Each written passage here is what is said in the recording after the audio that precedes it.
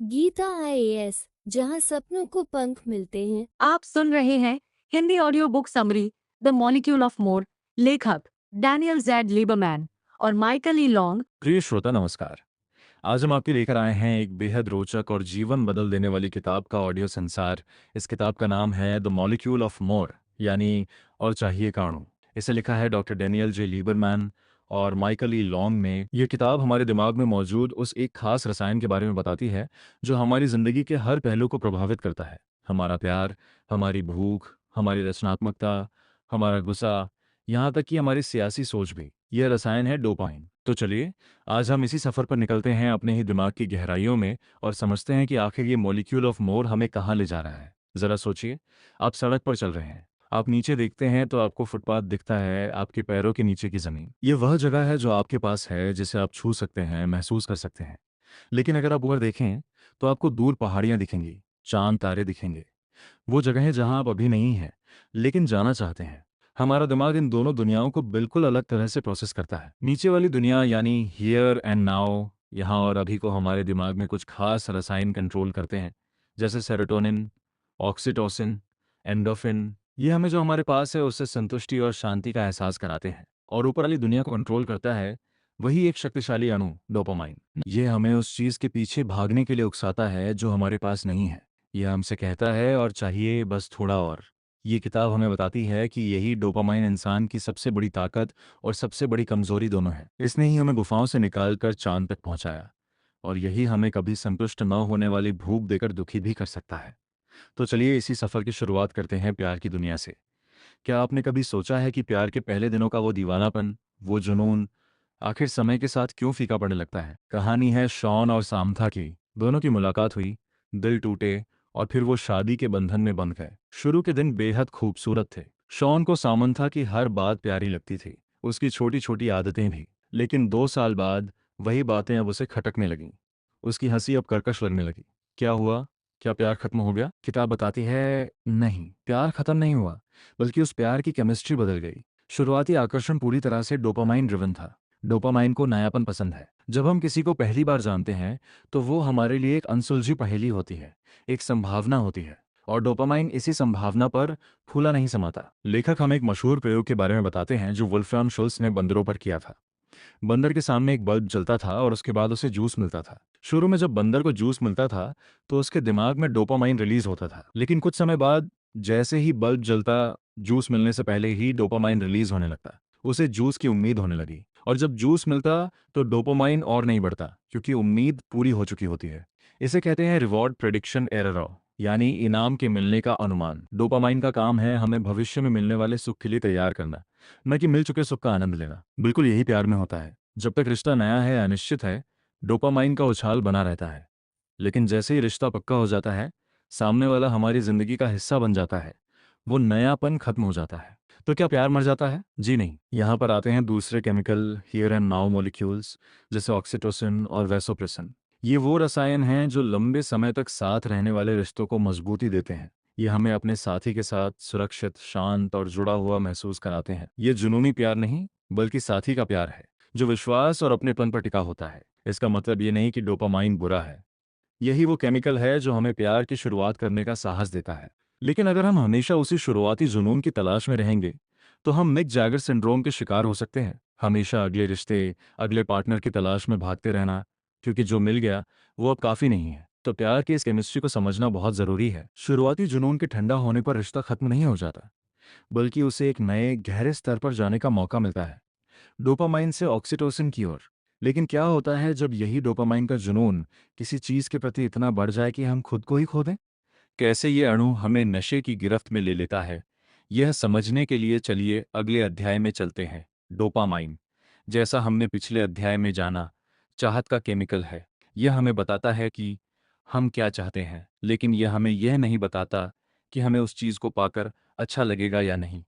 यही चाहत और पसंद का फ़र्क नशे की जड़ है। गौर कीजिए, जब आप कोई बहुत पसंदीदा चीज़ खाते हैं तो शुरू के 2-4 निवाले बहुत अच्छे लगते हैं। उसके बाद भले ही आप खाते चले जाएं, उतना मज़ा नहीं आता, बल्कि कभी-कभी पेट भर जाने के बाद खाना अच्छा नहीं लगता, लेकिन फिर भी आप खाते हैं। ये डोपामाइन ही है जो आपको बार-बार और खाने के लिए उकसाता है, भले ही आपका पेट भर गया हो।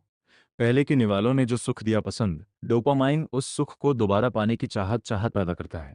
नशीले पदार्थ इसी सिस्टम पर सीधा वार करते हैं। प्राकृतिक चीजों से मिलने वाला डोपामाइन का स्तर तो सीमित होता है, लेकिन ड्रग्स इस सिस्टम को इतनी तेजी से और इतनी मात्रा में सक्रिय करते हैं कि दिमाग का सारा संतुलन बिगड़ जाता है। शुगर, निकोटीन, कोकीन, ये सब डोपामाइन के उसी चाहत सर्किट को हाईजैक कर लेते हैं। लेखक एक बेहद अहम बात बताते हैं, जितनी तेजी से कोई ड्रग दिमाग तक पहुंचता है, वह उतना ही ज्यादा नशे की लत पैदा करने वाला होता है। यही वजह है कि सिगरेट पीना, जिससे निकोटीन फेफड़ों से होते हुए सेकंडों में दिमाग तक पहुंचती है, निकोटीन पैच से कहीं ज्यादा नशे की लत पैदा करता है। यही कारण है कि ड्रग्स को सूंघने या इंजेक्ट करने का चलन है। एक बार जब यह सिस्टम हाईजैक हो जाता है, तो नशेड़ी की जिंदगी का एक ही मकसद रह जाता है, अगली खुराक। वह जानता है कि ड्रग उसे उतना सुख नहीं देगी जितना पहले देती थी, और बाद में उसे ग्लानि और शारीरिक कष्ट भी होगा, फिर भी वह रुक नहीं सकता, क्योंकि उसका डोपामाइन सिस्टम, उसकी चाहत की मशीन पूरी तरह से ड्रग की ओर ही तार तार हो चुकी है। उसकी बेसलाइन डोपामाइन का स्तर गिर जाता है और ड्रग न मिले तो वह और भी नीचे चला जाता है, जिससे वह और बेचैन हो उठता है। आज के डिजिटल युग में यही तंत्र वीडियो गेम और सोशल मीडिया में भी इस्तेमाल हो रहा है। हर लेवल के बाद मिलने वाला रिवॉर्ड, हर नोटिफिकेशन की पिंगो, ये सब डोपामाइन के उसी रिवॉर्ड प्रेडिक्शन एरर को ट्रिगर करते हैं। गेम डिजाइनर जानबूझकर अनिश्चितता और छोटे छोटे रिवॉर्ड देकर हमें स्क्रीन से चिपकाए रखते हैं। तो नशे से बचने का सबसे कारगर तरीका क्या है? लेखक सलाह देते हैं, पहुंच को मुश्किल बनाना। अगर सिगरेट की दुकान आपके घर से 5 मिनट की दूरी पर है, तो 500 मीटर दूर होने से भी आपके सुलगाने की संभावना कम हो जाती है। यह कारण है कि सिगरेट पर टैक्स बढ़ाने और उसकी बिक्री पर पाबंदी लगाने के कदम उठाए जाते हैं। ये डोपामाइन के खिलाफ हमारी सबसे बड़ी ताकत है, अपने पर्यावरण को इस तरह डिजाइन करना कि हमारी कमजोरियां ट्रिगर ही न हो। लेकिन डोपामाइन सिर्फ हमें नशे की ओर नहीं धकेलता। इसका एक दूसरा कहीं ज्यादा शक्तिशाली रूप है जो हमें सफलता के शिखर तक ले जाता है। चलिए जानते हैं डोपामाइन के उस कंट्रोल सर्किट के बारे में। अब तक हमने जिस डोपामाइन के बारे में बात की, वो है डिजायर डोपामाइनो, इच्छा वाला डोपामाइन जो हमें बस पाने के लिए उकसाता है। लेकिन दिमाग में डोपामाइन का एक और सर्किट भी है जो उससे कहीं ज्यादा सोचा समझा और ताकतवर है। इसे कहते हैं कंट्रोल डोपामाइन। ये वो डोपामाइन है जो नियोकॉर्टेक्स में काम करता है, हमारे दिमाग का वो हिस्सा जो सोचता है, प्लान बनाता है, रणनीति बनाता है। अगर डिजायर डोपामाइन हमें एक बड़ा केक खाने के लिए उकसाता है, तो कंट्रोल डोपामाइन हमें जिम जाने, डाइट फॉलो करने और 1 साल में वो छरहरा बदन पाने की रणनीति बनाने में मदद करता है। यही वो ताकत है जो हमें अपने आवेगों पर काबू पाने और लंबे समय के लक्ष्यों को हासिल करने में सक्षम बनाती है। किताब में एक चौंकाने वाला प्रयोग बताया गया है। चूहों के दिमाग से डोपामाइन बनाने वाली कोशिकाओं को हटा दिया गया। अब वो चूहे खाना तो खा सकते थे, लेकिन उनमें खाने के लिए मेहनत करने की इच्छा ही खत्म हो गई। अगर खाना उनके सामने रख दिया जाए तो वो खा लेते, लेकिन अगर उन्हें किसी बाधा को पार करके खाना लेना हो तो बस भूखे ही बैठे रहते। यह दिखाता है कि डोपामाइन सिर्फ इच्छा ही नहीं, बल्कि जिद और हिम्मत भी देता है। यही कंट्रोल डोपामाइन हमें मास्टरी यानी निपुणता हासिल करने की ओर ले जाता है। जब हम कोई मुश्किल काम सीखते हैं, जैसे गिटार बजाना या कोई नई भाषा, तो हमारा कंट्रोल डोपामाइन सक्रिय होता है, और जब हम उसमें महारत हासिल कर लेते हैं तो उससे संतुष्टि मिलती है। वो सिर्फ डोपामाइन से नहीं, बल्कि हियर एंड नाउ केमिकल्स के साथ मिलकर बनती है। यह एक ऐसा अनुभव है जहां भविष्य की सोच और वर्तमान की उपलब्धि का संगम होता है। लेकिन जब यही कंट्रोल डोपामाइन बेलगाम हो जाता है, तो यह हमें बज एल्ड्रिन बना सकता है। चांद पर कदम रखने वाले दूसरे इंसान बज एल्ड्रिन चांद से लौटने के बाद गहरे अवसाद में चले गए। उन्होंने वो कर दिखाया जो इंसान ने कभी नहीं किया था। फिर भी वो संतुष्ट नहीं थे। उनका डोपामाइन उनसे फुसफुसा रहा था, बस इतना ही। अब आगे क्या? ये डोपामाइन का अभिशाप है, ये कभी संतुष्ट नहीं होता। वहीं दूसरी तरफ जिन लोगों में ये कंट्रोल डोपामाइन कम होता है, वे ADHD, attention deficit hyper activity disorder जैसी समस्या से जूझ सकते हैं। उनके लिए लंबे समय तक किसी एक काम पर ध्यान केंद्रित करना, प्लानिंग करना और उसे अंजाम तक पहुंचाना मुश्किल होता है। तो डोपामाइन यहाँ एक दोधारी तलवार की तरह है। एक तरफ यह हमें महान उपलब्धियां हासिल करने की ताकत देता है, तो दूसरी तरफ यह हमें कभी न मिटने वाली बेचैनी में भी डाल सकता है। यही ताकत और बेचैनी जब हद से ज्यादा बढ़ जाती है, तो यह इंसान को रचनात्मकता के शिखर या पागलपन की गर्त में ले जा सकती है। यही है हमारा अगला पड़ाव। क्या आपने कभी सोचा है कि क्यों बहुत से प्रतिभाशाली कलाकार और वैज्ञानिक अक्सर थोड़े पागल से क्यों लगते हैं? इस किताब में लेखक बताते हैं कि रचनात्मकता और पागलपन का रासायनिक आधार एक ही हो सकता है, एक अतिस्क्रिय डोपामाइन प्रणाली। दरअसल हमारे दिमाग में एक सिस्टम होता है जिसे सैलियंस डिटेक्शन कहते हैं। यह तय करता है कि हमारे आसपास की कौन सी चीज हमारे लिए जरूरी है, कौन सी हमारा ध्यान खींचने लायक है। जब ये सिस्टम ठीक से काम करता है तो हम दुनिया को समझदारी से देख पाते हैं, लेकिन जब डोपामाइन के ज़्यादा होने से ये सिस्टम ओवरलोड हो जाता है तो हर छोटी चीज़, हर आवाज़, हर घटना हमें खास लगने लगती है, मानो सब कुछ हमसे जुड़ा हो। ये सिजोफ्रेनिया जैसी बीमारी की शुरुआत हो सकती है। इसीलिए सिजोफ्रेनिया के इलाज में इस्तेमाल होने वाली दवाएं डोपामाइन को ब्लॉक करके ही काम करती हैं। लेकिन इसी अतिस्क्रियता का एक हल्का रूप रचनात्मकता को जन्म दे सकता है। रचनात्मक लोग अक्सर उन चीज़ों में अर्थ ढूंढ लेते हैं जहां दूसरों को कुछ नज़र नहीं आता। वे अलग अलग विचारों के बीच अनोखे कनेक्शन बना लेते हैं।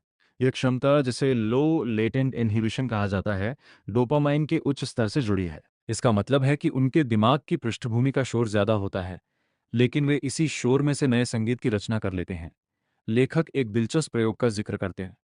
जब लोग सो रहे होते हैं, खासकर नींद में जब सपने आते हैं, तो उनके दिमाग की गतिविधि कुछ हद तक सिजोफ्रेनिया के मरीजों जैसी होती है। सपनों में हम तर्क की बेड़ियां तोड़कर अजीबोगरीब कहानियां बुन लेते हैं। ये कोई संयोग नहीं है कि बेंजीन के अणु की गोलाकार संरचना का सूत्र फ्रेडरिक केकुले को एक सपने में दिखा, जहां एक सांप अपनी ही पूंछ काट रहा था। तो क्या हम इस रचनात्मकता को जगा सकते हैं? किताब में एक तकनीक बताई गई है जिसे ड्रीम इंक्यूबेशन कहते हैं।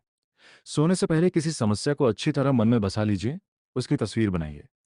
सोने के बाद जैसे ही आप जागें, अपने सपने को तुरंत लिख लीजिए। अक्सर ऐसा होता है कि आपके सपने में उस समस्या का हल किसी रूपक या तस्वीर के जरिए आ सकता है, लेकिन इस उच्च डोपामाइन का एक सामाजिक खामियाजा भी है। जो लोग बेहद रचनात्मक होते हैं वे अक्सर सामाजिक मेलजोल या रिश्तों में उतने सहज नहीं होते।